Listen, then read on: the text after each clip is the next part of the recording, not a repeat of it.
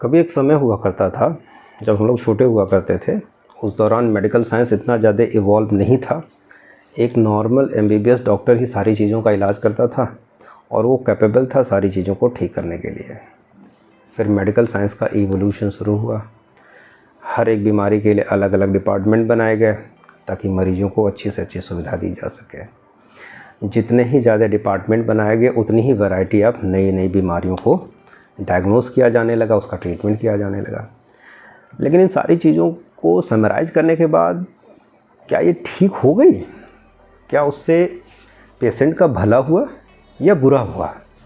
Overall आज का जो टॉपिक है कि मेडिकल साइंस ने हमें दिया क्या, इलाज या बीमारी? इसका जवाब दोनों हो सकता है। तो चलिए आज के अपने इस वीडियो में हम ये जानने की कोशिश करेंगे कि मेडिकल साइंस ने हमें एग्जैक्टली क्या दिया। यदि आपको हमारे वीडियोस पसंद आ रहे हो सर तो लाइक करिए, शेयर करिए, और यदि चैनल अभी तक सब्सक्राइब नहीं किया तो ज़रूर करिए। ढेर सारी ऐसी इंटरेस्टिंग बातें होती रहेंगी जो एक कॉमन आदमी का नॉर्मल सवाल होगा, एक बीमार आदमी का भी सवाल होगा, और मिलके सलूशन ढूंढने की कोशिश करेंगे, क्योंकि हर चीज़ का सलूशन मिल जाए ज़रूरी तो नहीं है। चलिए आगे बढ़ते हैं, स्टार्ट करते हैं।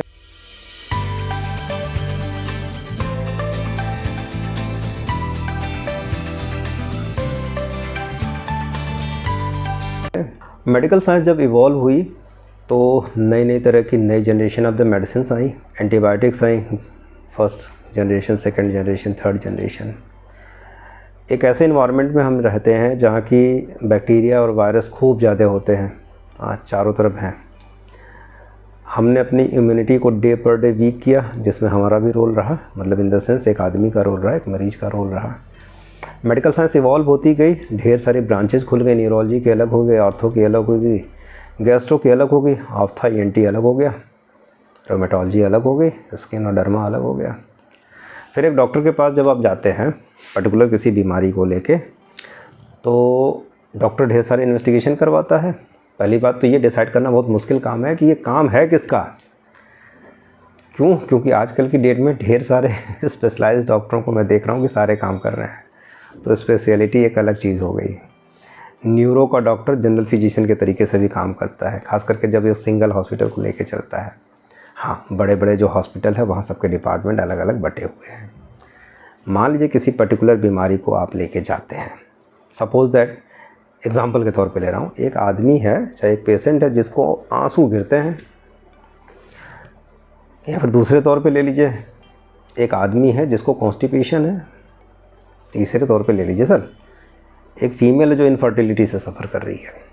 ठीक, आँख से आंसू गिरने को लेके हमने ढेर सारे इन्वेस्टिगेशन किए, पीएनएस करवाया, सब कुछ करवाया, और अल्टीमेटली फाइंड आउट कर लिया कि भाई इसको डेक्रोसिस्टाइटिस नाम की बीमारी है, यानी कि जहाँ से ड्रेनेज होता है हमारे टीयर का और पोस्टीरियर थ्रॉट में जाके खुलता, वहाँ चोक हो गया है, बन गई डायग्नोसिस।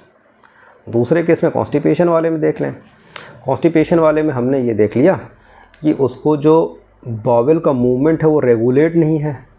क्यों? क्योंकि स्पाइन से जो कनेक्शन है रेक्टम का वो प्रॉपरली फंक्शन नहीं कर रहा है, बन गई डायग्नोसिस। या फिर उसको कुछ ना कुछ स्पाइनल डिसऑर्डर है, मैं ये बोलना चाहता हूँ। तीसरी बात, इनफर्टिलिटी के केस में हमने LH-FSH करवा लिया, प्रोलैक्टिन करवा लिया, पूरी हम उसकी CT एब्डोमेन भी करवा लिए, अल्ट्रासाउंड भी करवा लिए, अल्टीमेटली मुझे फाइंड आउट हुआ कुछ नहीं है। तो कुछ नहीं है तो अब ज़्यादा गायनी के केसेस में हमने देखा कि आजकल की डेट में माल प्रैक्टिस चलती है, ATT पे डाल दिया जाता है। कहीं सल्पिंजाइटिस हो गई, चाहे फॉलोपियन ट्यूब ब्लॉक है, कहीं भी लिटरेचर में मेंटेन नहीं है कि उसके लिए ATT पे डालना चाहिए, क्योंकि हमने टेस्ट भी करवा के देख लिया, कहीं भी माइकोबैक्टीरियम नहीं पाया गया। लेकिन किसी आदमी ने शुरू किया होगा, गायनेकोलॉजिस्ट ने, तो ATT ट्रीटमेंट पे डाल दिया गया। ठीक है भाई, चल रहा है, 10 से 15% लोगों को उससे रिस्पॉन्स भी मिल जाता है, लेकिन ज़्यादातर केसेस में नहीं होता। लेकिन ATT के हैज़ार्ड्स होते हैं।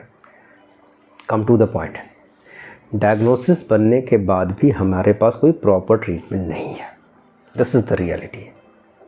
फिर मरीज़ से ये बोल दिया जाता है कि भाई ये दवा, इसका कोई दवा नहीं है, इसका कोई इलाज नहीं है, ये इसके मैनेजमेंट में ये दवाइयाँ आप ले सकते हैं, काम चलाइए ज़िंदगी भर। मोस्ट ऑफ द केसेस में हमारे पास कोई प्लान नहीं होता है। एक एलोपैथी और होम्योपैथिक में बेसिक डिफरेंस है कि एलोपैथिक में फिक्स लाइन ऑफ ट्रीटमेंट होता है कि भाई ये दवाइयाँ चलेंगी, ठीक है, और ज़िंदगी भर चलेंगी। किसी को थायराइड हो गया तो भी ज़िंदगी भर चलेगी, किसी को leucoderma so called white spot हो गया तो भी ज़िंदगी भर चलेगी, लाइकन प्लैनस हो गया तो भी ज़िंदगी भर चलनी है, और किसी को डायक्रोसिस्टाइटिस हो गई जो अभी मैंने आंसू की बात बोली तो उसमें सिरिंजिंग करते रहेंगे, ऐसा नहीं होता है। यदि मरीज़ फुल्ली कोऑपरेट करे तो किसी भी नियर बाई अच्छे होम्योपैथिक डॉक्टर से मिल लीजिए, वो कुछ दवाइयाँ दे के आपको ठीक कर लेगा। Come to the main point कि हमें मेडिकल साइंस ने दिया क्या, अच्छा या बुरा। मेडिकल साइंस ने हमें कोरोना दिया। सर इस वीडियो को ऑब्जेक्ट ना करिएगा, क्योंकि कहीं ना कहीं तो कोरोना बना होगा, किसी ने तो लाया होगा, ठीक है। उसके चक्कर में ढेर सारी पैरासीटामॉल और ढेर सारी दवाइयाँ बिकी होंगी, तो मेडिकल साइंस ने ये दिया। बायोलॉजिकल वेपन की बात दुनिया में की ही जा रही है। बायोलॉजिकल वेपन तो रिसर्च का एक रिज़ल्ट है ना सर, एंड प्रोडक्ट। दुनिया में अच्छे के लिए नहीं काम करेंगे, बुरे के लिए काम करेंगे। जो न्यूक्लियर बम है उससे भी ख़तरनाक बम बना दिया सर। कोविड टाइप की चीज़ें, पता नहीं कितने इन्फेक्शन और कितने वायरसेस देखने हैं। ओवरऑल सबसे सर मेडिकल साइंस जिस एम के साथ अपने आप को इवॉल्व कर रहा था, वो इवॉल्व हर आदमी को इवोल्यूशन का उसका फ़ायदा नहीं मिला। एक मरीज़ को यदि ब्रेन में कोई दिक्कत है तो न्यूरो के पास जाएगा, हड्डी में दिक्कत है तो आर्थो के पास जाएगा, पेट की दिक्कत है तो गैस्ट्रो में जाएगा। दवाइयाँ खा के आखिर वो इतना बीमार हो चुका होगा कि उसको पेट वाले डॉक्टर के पास जाएगा। हम एक दिक्कत ठीक नहीं की तब तक दूसरी हो गई, दूसरी ठीक नहीं की तब तक तीसरी हुई, अल्टीमेटली मरीज़ सिंड्रोम बन के घूम रहा है। तो इसका सीधा मतलब ये हुआ कि मेडिकल साइंस जिस पर्पज़ के लिए अपनी ब्रांचिंग की थी, वो उसका जो रिज़ल्ट है वो सबको नहीं मिल पा रहा। कुछ लोगों को तो मिल रहा होगा।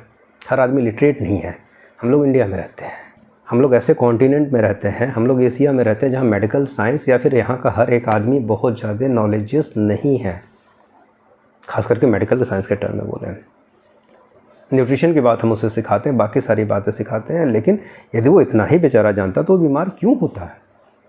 मैं तो ये बात बोलता हूँ कि मरीज़ के बीमार होने में सबसे बड़ा रोल उसका है, लेकिन वो बेचारा इतना नॉलेजियस होता तो बीमार क्यों होता। बात तो ये भी सही है। स्ट्रक्चर के केसेस देख रहा हूँ एक दिन में, मतलब मैंने डिसाइड कर लिया कि हमारे ऊपर लेबल ना लग जाए स्ट्रक्चर का, इसलिए डिसाइड कर लिया 5-6 से ज़्यादा केसेस नहीं देखूँगा। लेबल लेके जीना ठीक नहीं है। क्यों? क्योंकि इसी बॉडी में हमारा कान भी है, आँख भी है, मुँह भी है, हड्डियाँ भी हैं, हमारा एंडोक्राइन सिस्टम, सब कुछ इसी बॉडी में है। तो भाई एक डॉक्टर तो प्लेन जानकारी सबकी रखता है ना, किस ऑर्गन का किस पे क्या इफ़ेक्ट पड़ेगा, किस मेडिसिन का कहाँ इफ़ेक्ट पड़ेगा, इसका ज़्यादा अंदाज़ा तो डॉक्टर को है। तो होम्योपैथी जो मानती है वो बॉडी एज अ होल मान के चलती है, और जो मेडिसिन होती है वो हर एक ऑर्गन पे इम्पैक्ट करती है। That's why homeopathy is good thing. कोई साइड इफ़ेक्ट नहीं है।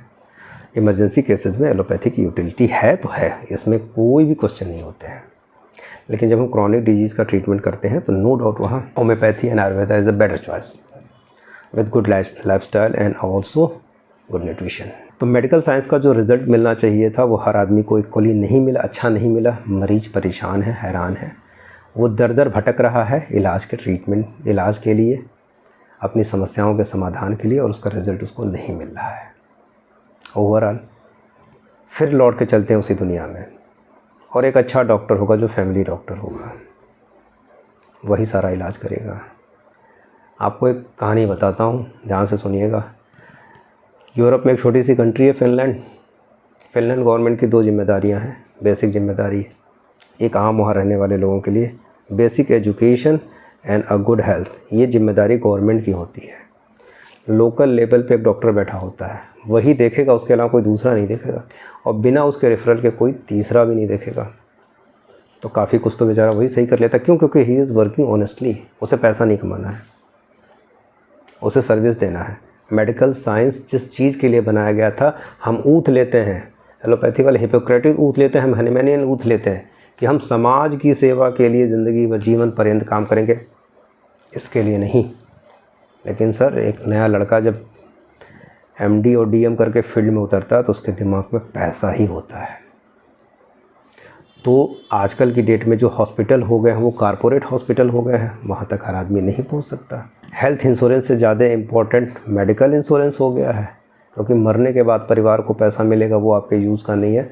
जीते जी बीमारी के इलाज के लिए पैसा मिल जाए ज़्यादा अच्छा, कम से कम आपकी जान बचने की संभावना है। उस डॉक्टर को खोजिए जिस डॉक्टर के पास कम मरीज हो, उस डॉक्टर को खोजिए जिसके पास डेडिकेशन हो अपने मरीज़ को सही करने की, उस डॉक्टर को खोजिए जिसने अपनी नैतिक वैल्यूज़ से समझौता ना किया हो, उस डॉक्टर को खोजिए जो लॉयल और रॉयल हो।